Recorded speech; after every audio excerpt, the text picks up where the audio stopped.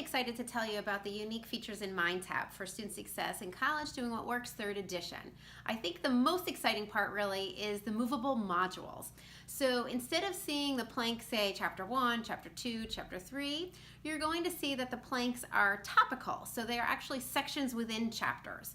Now the beauty of this is that you'll be able to easily drag and drop the order. So I know a lot of faculty find that they don't use a textbook in the exact order that it was written, and that's totally fine. So you just kind of move it to match your needs.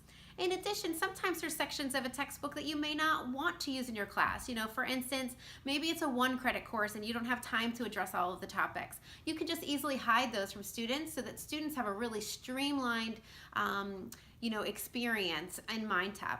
And if you use MindTap only, it'll be really easy for them because there's no confusion about, well, why is chapter 7 before chapter 2 or things of that nature. Very, very easy. That's one feature. Another really great feature I think that you're going to enjoy is the use of videos. So I use author videos at the beginning of each major section heading.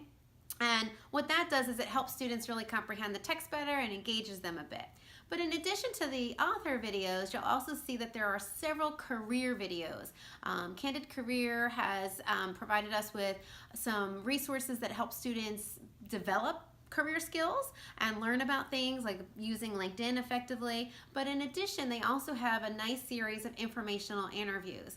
And the value of this is that not all students have access to professionals in their network to be able to do an informational interview perhaps on in a career field that they're interested in. So this gives them an increased exposure really to some different career options that exist out there. And I think they're going to really find that valuable, as well as learning about how just doing informational interviews can really help them make good decisions in terms of their career path.